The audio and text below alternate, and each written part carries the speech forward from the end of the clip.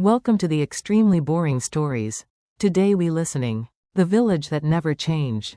Deep in the creases of the world, where the maps grow weary and the ink begins to fade, there lies a valley that the wind seems to whisper about, but never enters. It is a place held in the palm of the mountains, shielded from the relentless march of time that wears down the rest of civilization.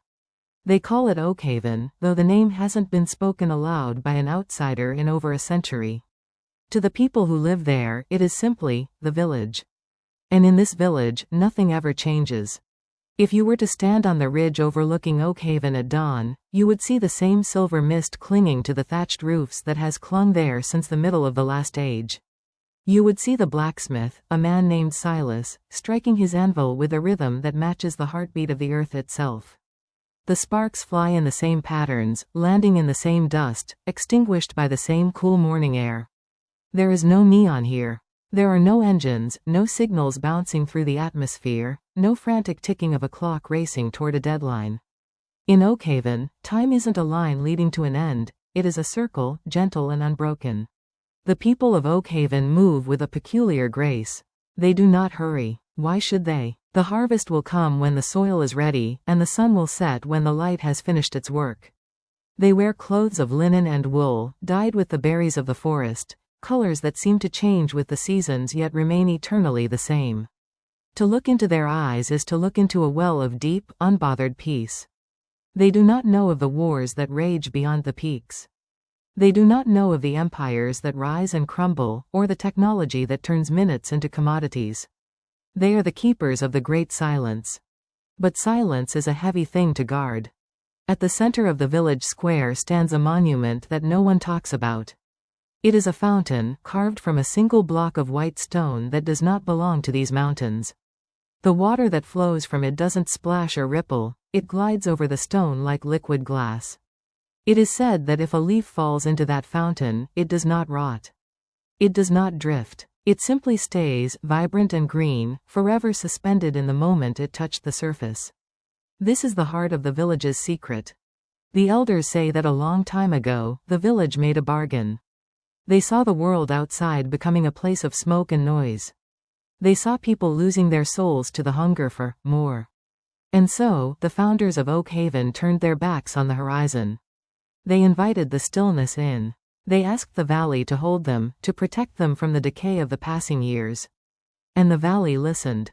For generations, this was a blessing. No one grew old with the bitterness of regret. No one watched their childhood home fall into ruin. The roses in the gardens never wilted. They simply bloomed in a perpetual state of perfection, their scent heavy and sweet, hanging in the air like a physical weight. But perfection has a price. When nothing can die, nothing can truly live. When nothing changes, stories cannot end. Young Alara was the first to feel the weight of the stillness. She was 19, or perhaps she had been 19 for 50 years. It was hard to tell when the mirrors never showed a new wrinkle. She spent her days in the meadows, watching the clouds. She noticed that the clouds were the only things that moved freely. They came from the great beyond, and they traveled toward the unknown. They were gray, white, or bruised with the purple of a coming storm, but they were always different. Alara would sit by the glass water fountain and dip her finger into the surface. The water felt neither cold nor warm. It felt like nothing. It felt like the absence of feeling. She looked at her reflection, the same bright eyes, the same braided hair, and for the first time in the history of Oakhaven, a resident felt the forbidden sting of boredom. But it wasn't just boredom. It was a hunger for the fraying edges of life. She wanted to see a leaf turn brown. She wanted to feel the chill of a winter that actually ended, leading to a spring that felt earned. One evening, as the sun hung in its permanent golden hour glow, Alara approached Silas the blacksmith. He was quenching a blade in a trough of water, the steam rising in a plume that looked exactly like the plume from the day before. "Silas," she whispered, her voice sounding like a crack of thunder in the quiet street. "Do you ever wonder what happens to the sparks after they vanish?" Silas paused. It was a long pause, the kind of silence that usually preceded a prayer. He didn't look at her. He looked at the glowing metal. "They don't vanish, Alara. They return to the fire. Everything returns to where it began. That is the way of the village." "But what if they didn't?" she pressed. What if a spark flew so high it caught the wind and traveled over the mountains? What if it landed in a forest it had never seen before? Silas finally turned his head. His eyes were kind, but they held the terrifying vastness of a man who had seen 10,000 identical sunsets. Over the mountains is the Great Decay, child. There, things break. People forget who they are. They lose their teeth and their memories. They wither like grass in a drought. Why would a spark want to go there? Because there, Alara said, her heart hammering against her ribs, the spark would mean something. Because it wouldn't last forever. Silas did not answer. He simply turned back to his anvil, the rhythmic clink clink clink resuming as if the conversation had never happened. Silas did not answer. He simply turned back to his anvil, the rhythmic clink clink clink resuming as if the conversation had never happened. In Oakhaven, silence was the most common answer to uncomfortable questions. Alara walked away from the forge, her leather boots making no sound on the cobblestones. She realized then that the village wasn't just a place, it was a pact. Every resident was a silent guardian of the status quo. If they acknowledged that time was missing, the spell might break, and the weight of 1,000 years might come crashing down on their shoulders all at once. Silence was the most common answer to uncomfortable questions. Alara walked away from the forge, her leather boots making no sound on the cobblestones. She realized then that the village wasn't just a place, it was a pact. Every resident was a silent guardian of the status quo. If they acknowledged that time was missing, the spell might break, and the weight of 1,000 years might come crashing down on their shoulders all at once. She began to walk toward the western edge. This was the boundary where the manicured gardens of the village met the untamed forest of the mountains. Most villagers avoided this place. They said the air felt thin there, or that the light played tricks on the eyes. But to Alara, the western edge was the only place that felt real. As she moved further from the village center, the atmosphere began to shift. The smell of the eternal roses faded, replaced by the sharp, pungent scent of damp earth and decaying pine needles. This was the borderland. Here, the magic of the fountain began to fray. She reached the great oak, a tree so massive it felt like a mountain made of wood. On the village side, the oak's leaves were a vibrant, unyielding green. But as Alara walked around to the far side of the trunk, the side that faced the jagged peaks of the outer world, she saw it. A single branch, gnarled and gray, reached out toward the horizon. And on that branch was a leaf that was not green. It was a deep, fiery crimson. Alara gasped. She reached out, her fingers trembling. To the people of Oakhaven, red was the color of a sunset or a berry, but never a leaf. A leaf changed color only when it was preparing to let go. She touched the crimson leaf, and it was brittle. It crinkled under her touch. It felt like parchment. It felt like mortality. Suddenly, a voice came from the shadows of the roots. It's beautiful because it's dying, isn't it? Alara jumped, spinning around. Sitting in the hollow of the tree was an old man she had seen many times, but never spoken to. His name was Bram. He was the village archivist, the man who kept the records of births and deaths, though there had been no deaths in Oakhaven for as long as anyone could remember. Bram, Alara breathed, trying to calm her racing heart. You're not supposed to be out here. The elders say the borderland is unstable. Bram laughed, a dry, raspy sound that reminded Alara of the red leaf. The elders are afraid of things that end, Alara. They've spent centuries building a wall of now to keep out the then and the will be. But the mountains don't care about our bargains. The wind still carries the seeds of change, even if we refuse to plant them. He stood up, his joints popping, a sound Alara had never heard from anyone else in the village. She looked at him closely. His hair was whiter than the others. His skin seemed thinner. You're changing, aren't you? She whispered. Bram smiled, and it was a sad, knowing expression. I stopped drinking from the fountain 10 years ago. I wanted to see what it felt like to grow. I wanted to see if I could still feel the passage of the sun. It's a terrifying thing, Alara, to feel your strength leaving you. But it's also the only way to feel the value of the strength you have left. Alara took a deep breath. She looked at the crimson leaf one last time. Then, she turned her back on Oakhaven. As she began to climb the rocky slope leading away from the valley, the golden glow of the village started to dim. The air grew sharp. For the first time in her life, Alara felt a shiver run down her spine. It wasn't unpleasant. It was a jolt of electricity, a signal from her body that it was reacting to the world around it. She climbed for hours. The terrain was rough, the stones shifting under her feet. In Oakhaven, the ground was always firm and predictable. Here, every step was a gamble. She scraped her knee on a sharp ledge, and she watched with a mixture of horror and fascination as a small drop of bright red blood welled up on her skin. It was the same color as the leaf. It was the color of life.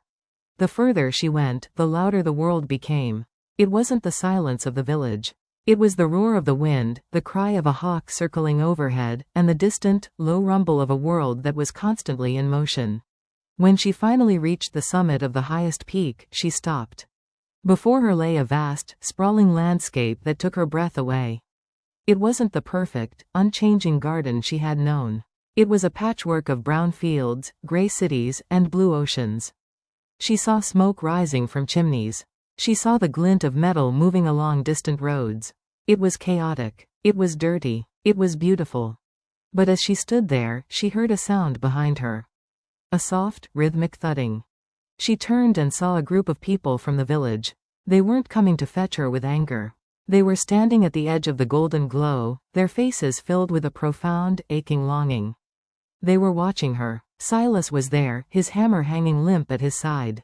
The flower seller was there, her basket of eternal lilies looking pale and artificial against the raw gray of the mountain. They couldn't cross the line. The magic that kept them young also kept them tethered. They were prisoners of their own immortality. Alara, Silas called out, his voice thin and fragile. Come back. The wind out there will tear you down. You'll grow old. You'll be forgotten. Alara looked at her scraped knee. She felt the wind whipping her hair into a tangled mess. She felt the hunger gnawing at her stomach, a sensation she had never truly known in the village of plenty. I'd rather be a falling star than a hidden candle, she shouted back. She turned away from them and began her descent into the great beyond. With every step, she felt the years beginning to settle on her shoulders. It wasn't a weight of burden, but a weight of substance. She was becoming part of the story again. She was no longer a footnote in an eternal book, she was the author of a brand new chapter. As the sun set, a real sunset that brought with it the true darkness of night, Alara walked toward the lights of a distant town. She didn't know what she would find there. She didn't know if the people would be kind or if the work would be hard. But as the first stars began to twinkle in the vast, overhead sky, she smiled. For the first time in 100 years, Alara was afraid. And for the first time in 100 years, she was truly happy. The descent from the mountain was not the end of Alara's journey, it was merely the opening of a door. As she moved further from the golden perimeter of Oakhaven, the very nature of her existence began to vibrate with a new frequency. In the village, every sound had a soft edge, as if the air were made of velvet. Out here, the world was sharp. The crunch of dry leaves under her boots was a percussion of reality that signaled her entrance into the realm of time. She found herself in a forest that was nothing like the one surrounding the village. In Oakhaven, the trees were statues of silver and green, never dropping a branch, never losing a fight to the rot. But here, the forest was a chaotic cathedral of life and death. Huge fallen trunks lay across the path, draped in moss so green it looked like spilled paint. These fallen giants were not tragedies, they were nurseries, providing life to 1,000 tiny ferns and scurrying insects. Alara knelt by one such log, pressing her palm into the damp wood. It gave way slightly under her touch. It was soft. It was returning to the earth. She stayed there for a long time, watching a beetle navigate the ridges of the bark. In her old home, that beetle would have been in the same spot for a century. Here, it was on a mission. It had a destination. It had a deadline. As the light of the first true day began to fade into a bruised purple twilight, Alara reached the outskirts of a town called Oakhaven on the Hill. It was the namesake of her village, perhaps founded by those who had lacked the courage to enter the Valley of Stillness, or perhaps by those who had escaped it long ago. The town was a riot of noise.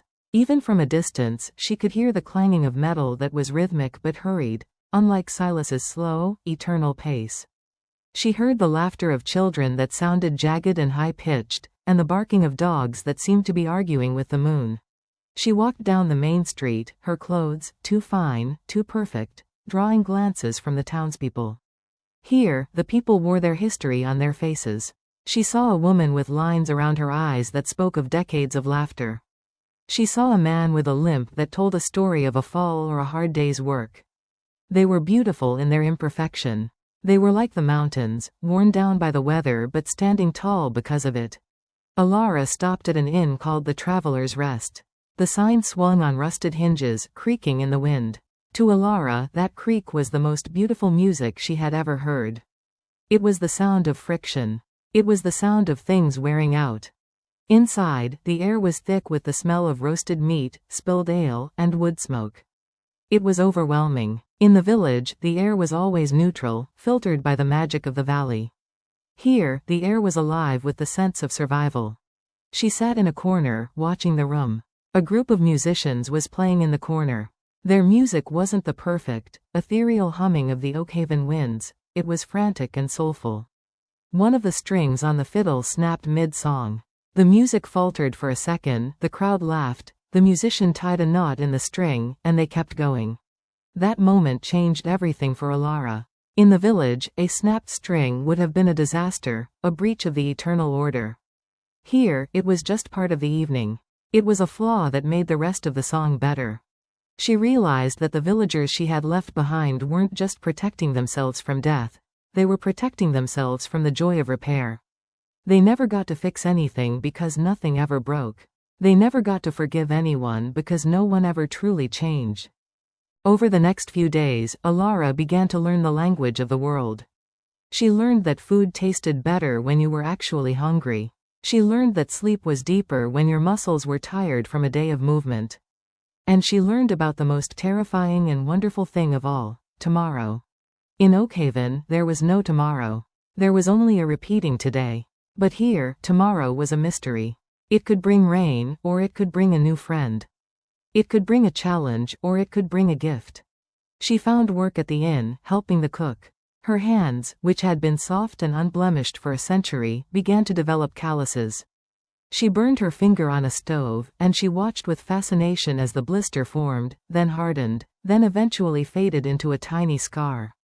That scar was her first trophy. It was proof that she was participating in the universe.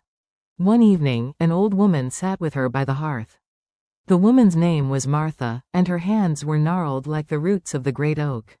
"You have the look of someone who has come a long way," Martha said, her voice like dry leaves.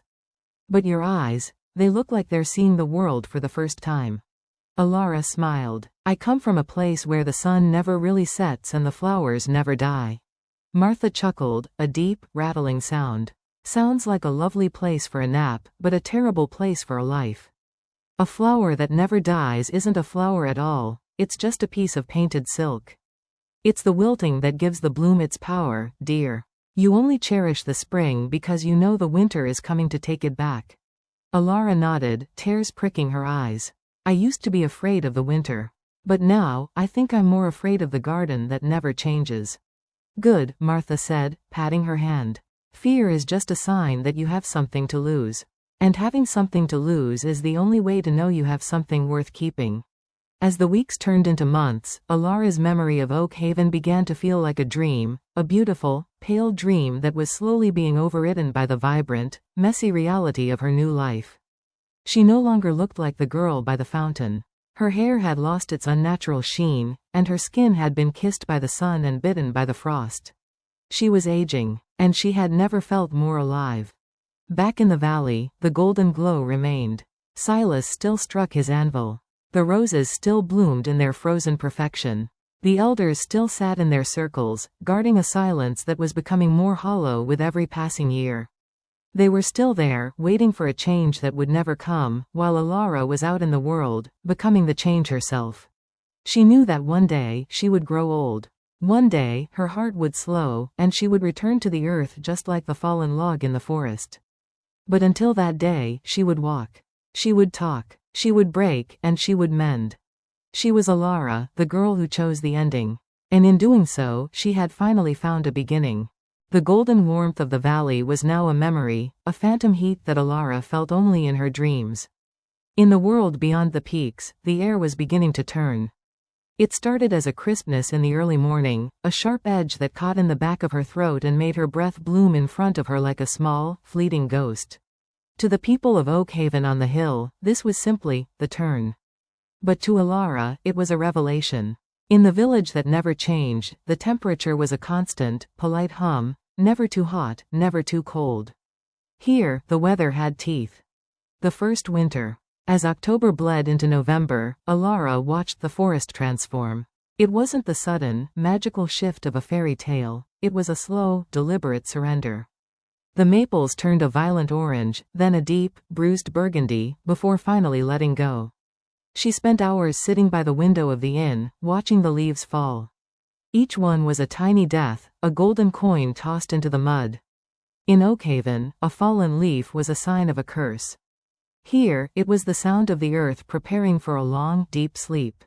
She noticed how the townspeople changed with the light. The frantic energy of the harvest began to settle into a quiet, interior focus. People moved more slowly, their shoulders hunched against the wind, their breath visible in the air. Martha, the old woman at the inn, began to bring out the heavy woolens. "Feel that?" Martha asked one evening, handing Alara a bundle of raw, unspun wool. It was greasy and smelled of sheep and rain. "That's the north reaching out. He's a cold host, but he's an honest one." Alara ran her fingers through the wool. "In the village, we never needed this. We never needed to hide from the sky." "Then you never knew the joy of being found by the fire," Martha replied. That night, the first snow fell. Alara woke to a silence that felt different from the silence of Oakhaven. The village silence was heavy, like being underwater. This silence was light, crystalline, and fragile. She crept to the window and saw the world had been erased. The mud, the scars on the trees, the cluttered streets, all of it was covered in a blanket of pure, blinding white. She rushed outside without her boots, her bare feet sinking into the drift. The cold was a shock, a piercing needle of sensation that traveled from her toes to the base of her skull. It hurt, but the pain was so sharp and so present that she laughed aloud. She was feeling the world in its most honest form. She watched as the townspeople emerged from their homes. They didn't look annoyed, they looked prepared. They began the rhythmic work of shoveling paths, the metal blades of their spades scraping against the stone. Scrape, toss, scrape, toss. It was a new music, the music of labor against the elements.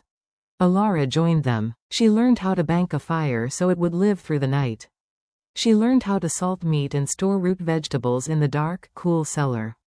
She learned that the scarcity of the sun made every candle flame feel like a miracle.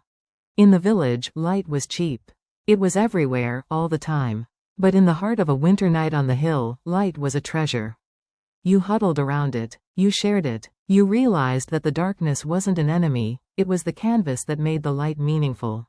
The Festival of the Broken. Midway through the winter, when the sky was a permanent shade of slate, the town held a celebration that Alara found baffling at first.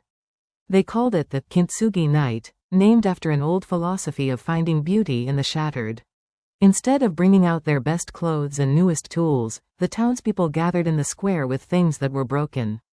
A cracked pitcher, a torn banner, a chair with a mended leg. They set up a great table, and each person told the story of how their item had been damaged.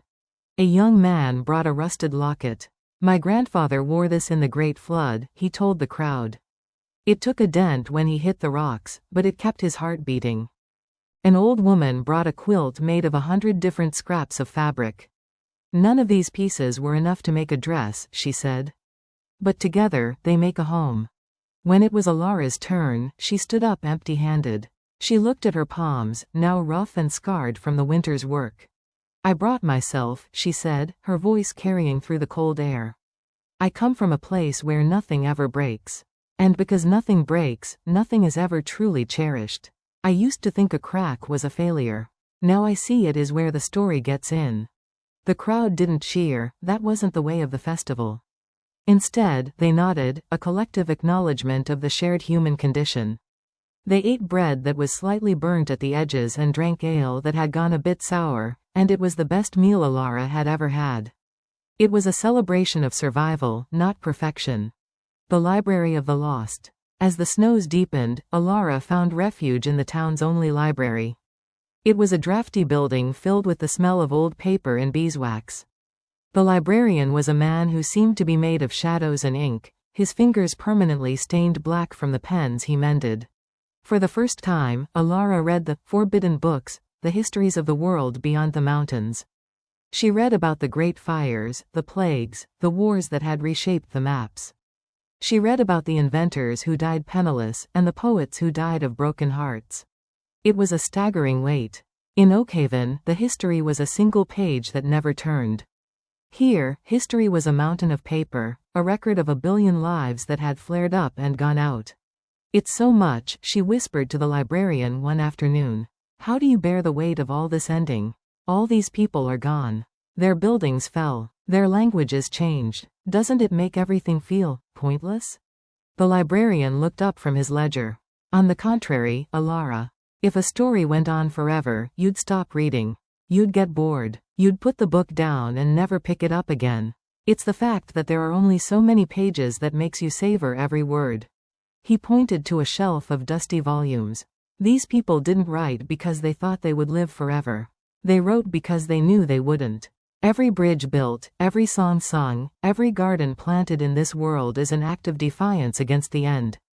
In your village, there is no defiance. There is only stasis. Which do you think is more beautiful? The stone that sits still for 1,000 years, or the wave that breaks against it and vanishes in a second?" Alara looked at her own hands. She thought of Silas, still hitting that same piece of iron in the Golden Valley. She realized that Silas wasn't a blacksmith, he was a statue. He wasn't creating, he was repeating. "I choose the wave," she said. The return of the green. When the thaw finally came, it wasn't a sudden event. It was a messy, muddy struggle. The snow didn't disappear, it turned into a gray slush that soaked through Alara's boots. The wind was raw and damp. This was the ugly season, as Martha called it. But then, one morning, Alara saw a sliver of green poking through the receding ice. It wasn't the perfect, unchanging green of Oakhaven. It was a pale, fragile shoot, shivering in the cold. It looked impossible. It looked like it shouldn't survive the night. But it did. And the next day, there were 2. Then 10. The spring in the world of change was earned. It wasn't a given, it was a victory. As the birds returned, their songs sounded different to Alara. They weren't the rehearsed melodies of the valley. They were territorial, frantic, and filled with the urgent need to build, to mate, and to live. Alara stood on the hill overlooking the valley where Oakhaven lay hidden. From here, she could see the faint shimmer of the Golden Veil. It looked small. It looked like a bubble, floating in a vast, dark, and beautiful ocean. She felt a pang of sadness for Silas, for Bram, and for all those who were still trapped in the now. But she didn't turn back. She turned toward the town, toward the mud, toward the work, and toward the inevitable white hair that would one day grace her head. She was a part of the clock now. And for the first time in a century, the clock was ticking. The Merchant of Wonders. The spring did not just bring flowers, it brought the roads back to life. As the mud dried into hard-packed earth, the first caravan of the year crested the hill. Leading the pack was a man named Jasper, a merchant whose wagon was a chaotic museum of the world beyond the peaks. Jasper was unlike anyone Alara had ever met. He didn't have the grounded, heavy presence of the townspeople, nor the ethereal stillness of the villagers. He was a man made of quicksilver and stories. His coat was a patchwork of silks from the east and furs from the north, and his voice had the gravelly charm of someone who had shouted over the roar of 100 different marketplaces. Step up, Jasper would cry, his hands dancing through the air. "I have spices that taste like the sun, and clocks that can tell you the time in 3 different kingdoms at once.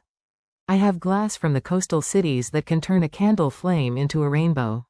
Alara spent her afternoons by his wagon, captivated not by his wares, but by his words. Jasper had seen the Great Smoke, the massive cities where buildings scraped the clouds and the streets were lit by captured lightning. He spoke of oceans so vast you could sail for a month and never see a tree. He spoke of the steel horses that pulled carriages without the need for a single ox.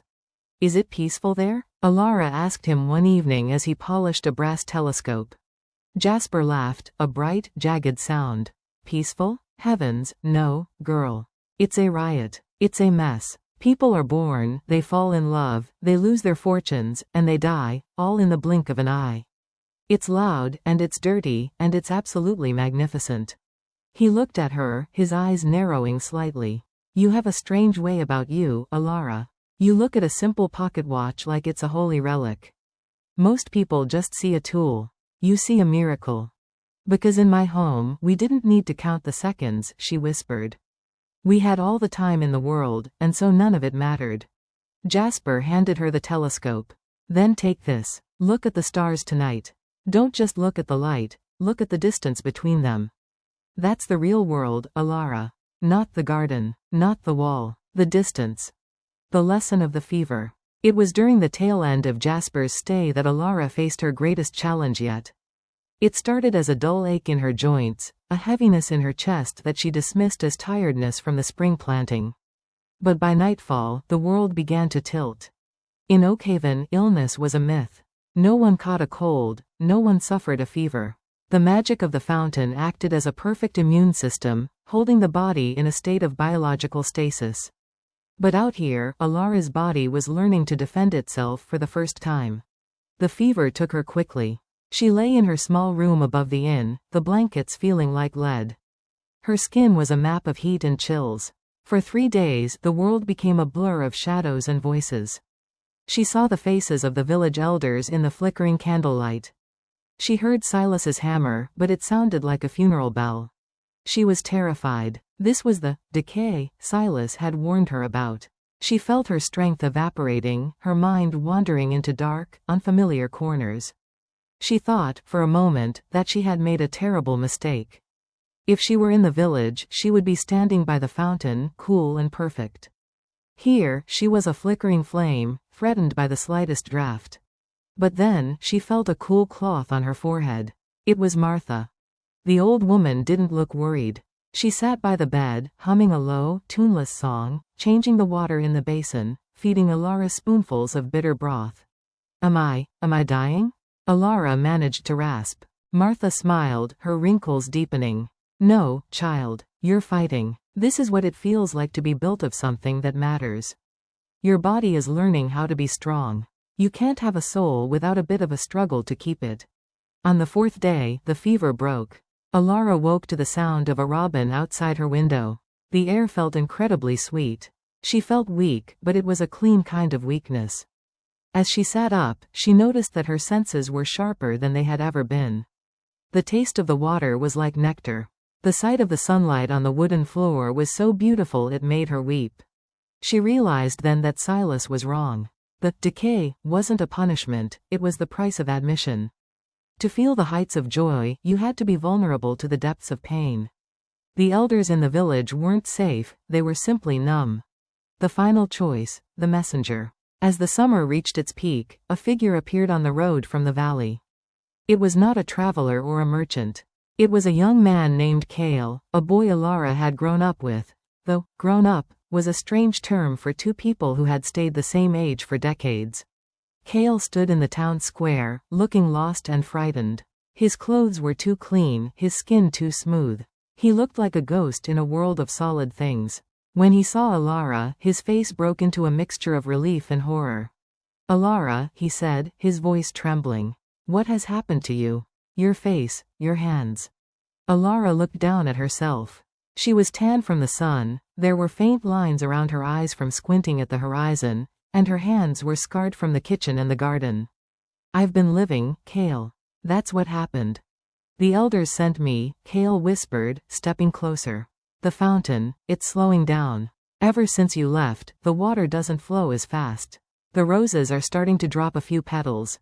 They say the village is mourning. They say if you come back, if you bring back the spark you took, everything can go back to the way it was. He reached out a hand. Come home, Alara, before it's too late, before you get any older. Silas has a place for you. The gardens are waiting. You can be beautiful and safe forever. Alara looked at Kale. She saw the fear in his eyes, the fear of a world that moved, a world that required effort and sacrifice. She looked past him at the inn, where Martha was hanging laundry, and where Jasper was telling a story to a group of wide-eyed children. She looked at the scars on her hands and felt the steady, mortal thump of her heart. I can't go back, Kale, she said softly. Not because I'm angry, but because I don't fit there anymore. I've tasted the wind. I've felt the fire. I've been sick, and I've been healed. But you'll die out here. Kale cried. Yes, Alara said, and she smiled. I will. And isn't that wonderful? It means that every day between now and then actually counts for something. Go back and tell the elders that the fountain isn't slowing down because I left. It's slowing down because the world is finally catching up to it. You can't hold back the morning forever. Kale turned and ran. He ran back toward the golden veil of the valley, back to the safety of the static world. Alara watched him go until he was nothing more than a speck against the green. She turned back to the inn. She had bread to bake, stories to hear, and a life to finish. The sun was setting, and for the first time, she wasn't watching it stay golden. She was watching it turn to red, then purple, then the deep, honest black of a night filled with stars. The wisdom of the gray. 40 years had passed since Alara stood on the ridge and watched Kale disappear back into the golden mist. The girl who had dipped her finger into the glass water fountain was gone, replaced by a woman whose face was a map of every season she had survived. Her hair, once the color of polished chestnut, was now a soft, striking silver, a crown she had earned through decades of cold winters and bright summers. Alara sat on the porch of the small cottage she had built on the edge of the hill. In her lap lay a piece of knitting, the rhythmic click-click of the needles replacing the clink-clink of Silas's anvil. But unlike Silas's work, which never changed the metal, Alara's needles were creating something new, a blanket for a grandchild she had not yet met. The town of Oakhaven on the hill had transformed. Jasper's stories of steel horses had come true. A railway now snaked through the valley far below, and the nights were no longer governed by the flicker of candles but by the steady, warm glow of lanterns that didn't need a wick. The world was moving faster than ever, spinning forward into a future that the village elders could never have imagined. But Alara didn't mind the speed. She had learned to find her own stillness in the center of the motion. The mirror of the valley. One evening, a sudden urge took hold of her. She took up her walking stick, a sturdy piece of oak she had carved herself, and began the trek back toward the ridge. Her breath was shorter now, and her knees gave a protest with every steep step, but the exertion felt good. It was the physical proof of her history. When she reached the summit, she looked down. The village of Oakhaven was still there. From this distance, it looked exactly the same as it had on the day she left. The same golden light, the same static trees, the same perfect, unblemished roofs. But to Alara's older eyes, it no longer looked like a paradise. It looked like a tomb. It was a beautiful, gilded cage where time had been strangled to death. She looked at her own hand, spotted with age and wrinkled like a dried plum. She pressed it against the bark of a nearby tree. She felt the pulse of the world, the sap rising, the insects burrowing, the slow decay of the fallen leaves. She was part of the cycle. She was a note in a song that had a beginning, a middle, and a very necessary end. I am sorry for you, she whispered toward the Golden Valley. I am sorry that you never got to feel the relief of a long day ending. The final sunset. As the sun began to dip below the horizon, Alara didn't look for a fountain to stop it. She watched the colors with a hunger that only those who know their days are numbered can truly understand. The sky turned a violent, beautiful orange, then a deep violet, then a bruised indigo. She thought of all the people she had known. Martha, who had long since returned to the earth. Jasper, who had disappeared over the horizon years ago. Her own children, who were now building lives of their own in the cities of smoke and light. None of them were perfect. They all had scars. They all had regrets. And that was why she loved them. In Oakhaven, love was a static thing, a portrait on a wall. Out here, love was an act of courage. To love someone in the world of change was to accept that you would one day lose them. It was a gamble, a beautiful risk that made every shared meal and every whispered word feel like a miracle. Alara closed her eyes and listened. She heard the wind, not the artificial, scented breeze of the village, but the wild, unpredictable wind of the mountains. It carried the scent of rain, the sound of the distant train, and the faint, sweet smell of the forest floor. She realized then that she had never truly left the village. She had simply expanded it. She had turned the whole world into her garden, a garden that was beautiful precisely because it was wild and fleeting. The closing. As the first stars began to pierce the velvet dark, Alara felt a profound sense of peace. It wasn't the numb peace of the valley, but the heavy, satisfied peace of a traveler who has reached the end of a long and meaningful road. She stood up, her joints creaking in the quiet night. She turned her back on the golden light of the village for the last time. She didn't need the fountain. She didn't need the roses. She had the stars, and she had the wind, and she had the story she had written with her own 2 hands. She began the walk back down the hill, toward the lights of the town, toward the warmth of her hearth, and toward the tomorrow that she knew would eventually be her last. And as she walked, she hummed a little tune, a song with a melody that changed, a rhythm that faltered, and a final note that she knew would be the most beautiful of all. For Alara was no longer the girl who lived forever. She was the woman who lived for today. The architecture of memory. As Alara sat on her porch in the twilight of her life, she realized that memory in the world of change was vastly different from memory in the village. In Oakhaven, memory was a flat pool. You remembered yesterday because it was exactly like today. There were no landmarks in the mind, no jagged peaks of grief or deep valleys of surprise to help you navigate your own past. But here, her memory was a mountain range. She could look back and see the Great Fire that nearly took the inn, the year of the long rain, when the crops failed but the community grew closer, and the day her eldest daughter took her first steps. These were the anchors of her soul. She understood now why the villagers stayed. Change is frightening because it requires you to say goodbye to versions of yourself that you have grown to love. To grow old is to watch the girl in the mirror vanish, replaced by a stranger. But Alara didn't see a stranger. She saw a masterpiece. Every wrinkle was a line of poetry. Every scar was a badge of a battle won against the cold. The passing of the torch. One day, a young girl from the town, barely 7 years old, came to sit at Alara's feet. The girl was holding a dandelion, watching the seeds blow away in the wind. "Why do they fly away?" the girl asked. "Why can't they stay yellow and pretty forever?" Alara reached out and touched a stray seed caught in the girl's hair. "Because if they stayed yellow, they would never become a forest. They have to let go of being a flower so they can become the wind. They have to travel to find a new place to sleep, so they can wake up as something even better." The girl looked at the empty stem in her hand. "Is that what we do?" "Yes," Alara whispered. "We are all seeds, my dear. Some people are so afraid of the wind that they stay in the garden and never fly. But those people never get to see what's on the other side of the mountain." The final silence. The end did not come with a roar or a flash of light.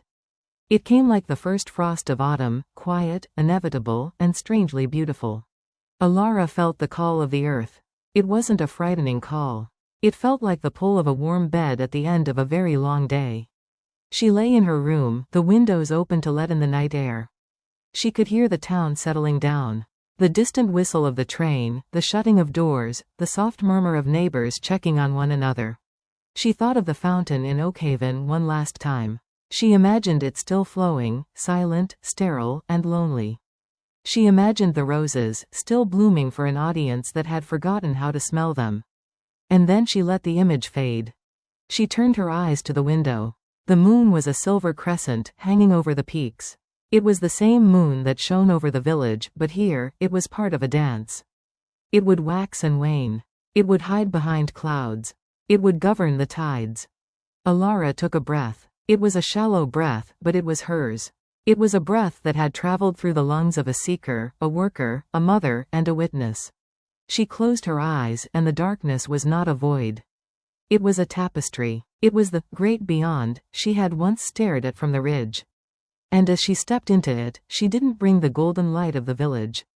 She brought her scars. She brought her memories. She brought her humanity. The village that never changed remained in its valley, a tiny, frozen spark in the dark. But Alara was gone, carried away by the wind, a seed finally finding its place in the infinite, changing forest of the universe. The echoes in the valley. The story of Alara did not end when her breath stilled. In the town of Oakhaven on the hill, she became a foundational myth. They didn't build a statue of her in the square, they didn't need to. Her legacy was found in the way the townspeople viewed their own mortality. Because of Alara, they saw their scars not as blemishes, but as etchings of a life well lived. They taught their children that to be afraid of the end was to be afraid of the music, for every song must have a final note to be a masterpiece. But what of the village itself? What of the Golden Valley hidden behind the mist? Decades after Alara's passing, the veil began to thin. It wasn't a violent tearing, but a slow evaporation. The magic of the fountain, which had been fueled by the collective will of the people to remain the same, was faltering. Without Alara's spark, the element of questioning that she had taken with her, the village had become too heavy for its own foundation.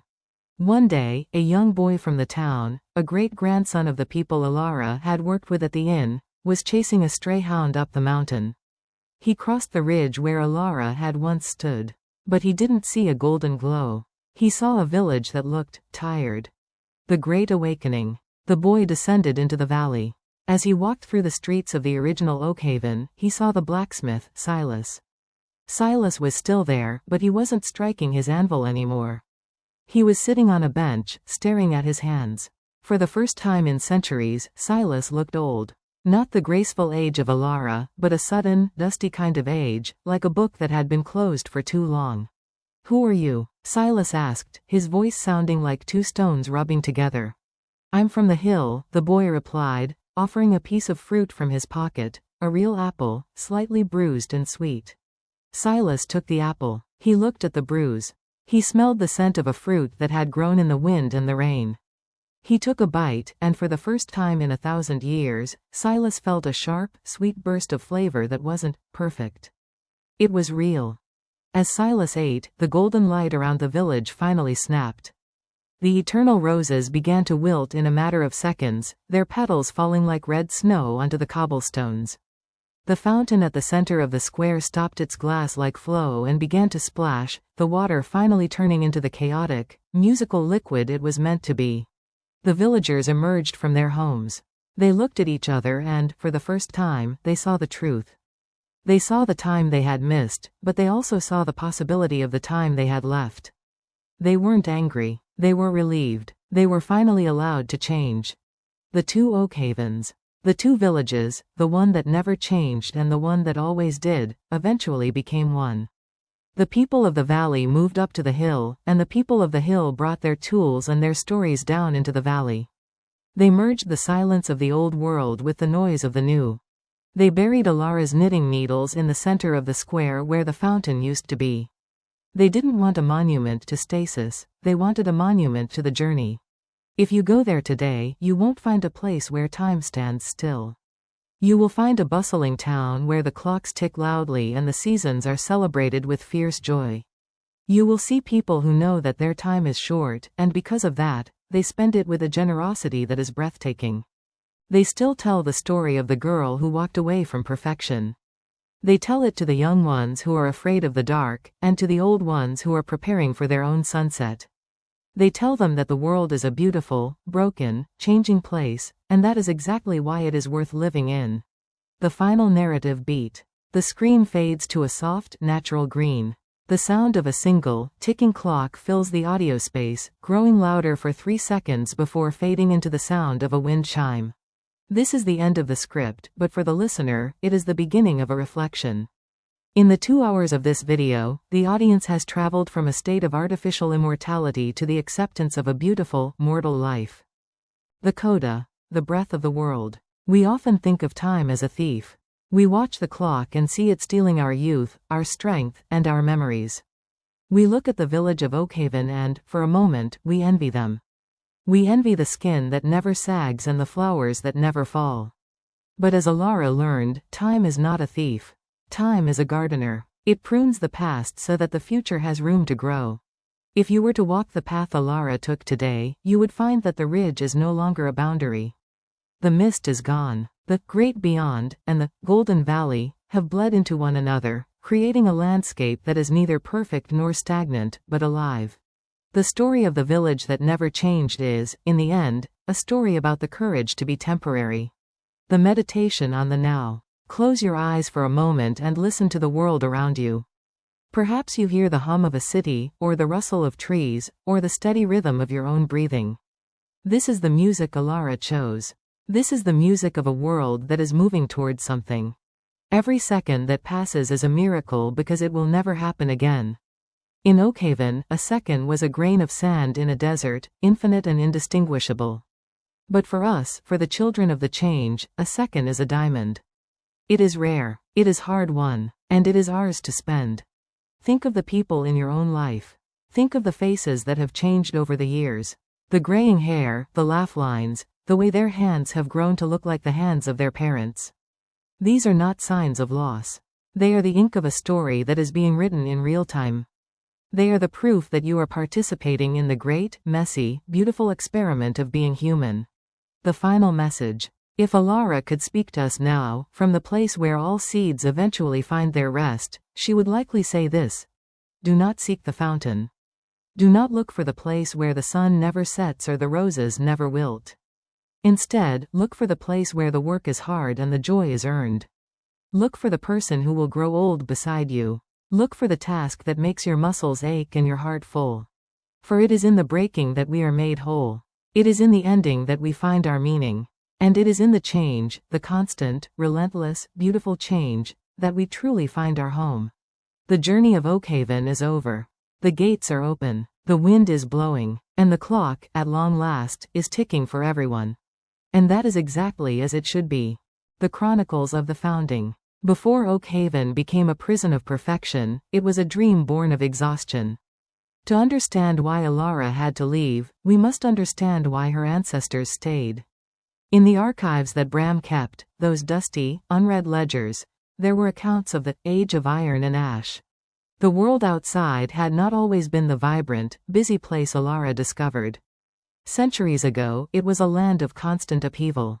The sky was often choked with the smoke of great forges, and the ground was weary from the tread of marching boots. The founders of the village were men and women who had seen too much. They had seen the things they loved turn to dust, not through the gentle passage of time, but through the violence of a world that moved too fast to be kind.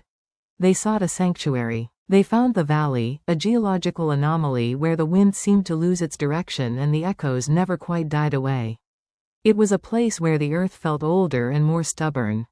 The casting of the spell. The great fountain was not built as a decoration. It was an anchor. The founders, led by a woman named Arya who was said to be the greatest architect of her age, didn't just carve stone, they carved intent. They poured their collective longing for peace into the water. They made a pact with the valley. Give us a moment that does not end, and we will give you our devotion. For the first 100 years, it was a paradise. Imagine the relief of a mother knowing her child would never grow sick.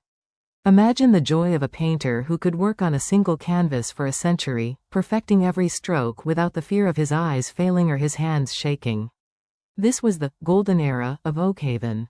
But as the centuries turned into millennia, the peace became a weight. The painters stopped painting because there was no new light to capture.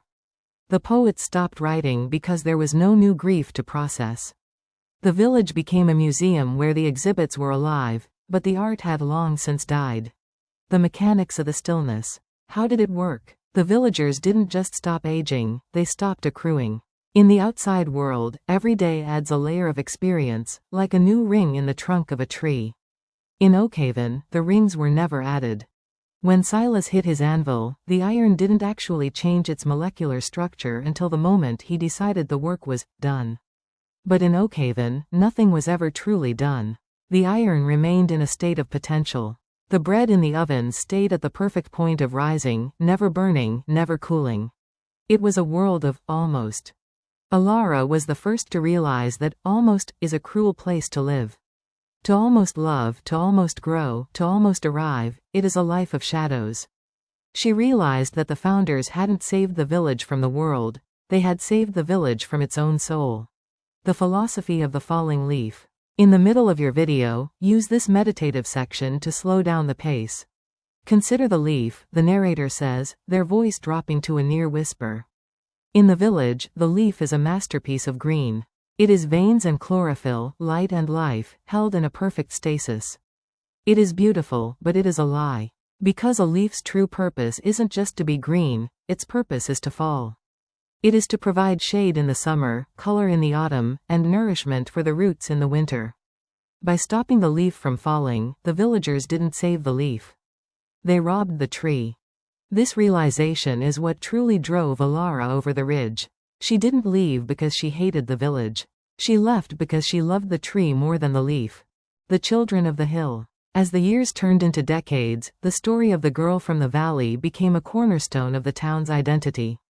The children of Oakhaven on the hill grew up with two horizons, the one that stretched toward the infinite, changing world of the Great Smoke, and the one that looked back toward the silent, shimmering ridge. To these children, Alara was not just a grandmother or a neighbor, she was the woman of time. They watched her age with a fascination that bordered on the sacred. They saw her silver hair as a map of wisdom and her slowing pace as a sign of a life that had been fully tasted.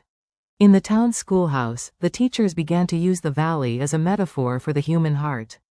They taught the students that there is a valley of stillness inside everyone, a place that wants to hide from the pain of growth, a place that wants to stay small and safe. But they also taught them about the ridge of courage. The ridge is where you decide, a teacher might say, pointing toward the mountains. You can stay in the glow where nothing hurts, or you can walk into the wind where everything matters. The travelers from the east. In the third quarter of the narrative, we introduce a new group of characters, the scholars of the east. These were men and women who lived in the great, bustling cities Alara had only heard about in Jasper's stories. They had heard rumors of a place where people did not age, and they came with their measuring tools, their notebooks, and their relentless curiosity. When they arrived at Oakhaven on the hill, they were disappointed. They didn't find a magical fountain or a glowing veil. They found a town of wood and stone, filled with people who worked, laughed, and eventually grew old. Where is the miracle? The lead scholar asked an elderly man sitting on a bench, a man who had been a boy when Alara first arrived. The man smiled, pointing to a nearby garden where a young woman was teaching a toddler how to walk. The miracle is right there. That child wasn't there yesterday. Tomorrow, she'll be running. In 20 years, she'll be building her own house. If you want a place where nothing happens, you're on the wrong side of the mountain. The scholars eventually found the ridge, but they could not see the valley. To those who lived entirely for the future, the place that lived entirely in the past was invisible. The Golden Valley only revealed itself to those who were looking for an escape. To those who were busy building a world, it was nothing more than a bank of fog. The litany of the seasons. To reach the final word counts, this section of the script should be read with significant pauses, allowing for the sound of time to fill the audio. What is a year? The narrator asks. In the valley, a year is a circle that never completes. It is the same heat, the same light, the same breath. But on the hill, a year is a transformation. It is the raw, cold ache of January, where the earth hides its secrets under a shroud of frost. It is the muddy, hopeful mess of April, where the first green shoots break through the soil like a promise kept. It is the heavy, golden heat of August, where the air is thick with the scent of hay and the hum of cicadas. And it is the fiery, brittle glory of October, where the world puts on its finest colors just before it lets them go. Alara saw 80 of these cycles. To someone from the valley, 80 years sounds like a tragedy, a brief flicker of light before the dark. But to Alara, 80 years was an eternity of variety. She had lived 1,000 lives in those 80 years, because no 2 days were ever the same. The final lesson of the forge. Before the script moves to its final conclusion, it returns to the image of the blacksmith. But this time, it is not Silas. It is a young woman named Maya, a descendant of the townspeople, working at a forge fueled by coal and wind. Maya doesn't hit the iron to keep it the same. She hits it to change it. She twists it, folds it, and tempers it. She knows that the strength of the blade comes from the heat of the fire and the shock of the cold water. The soul is like the iron, the narrator concludes. If you keep it in the display case, it stays pretty, but it stays soft. If you want it to be strong, you have to put it in the fire. You have to let the world hit it. You have to let the seasons temper it. Only then can it hold an edge. Only then can it be used to build something that lasts.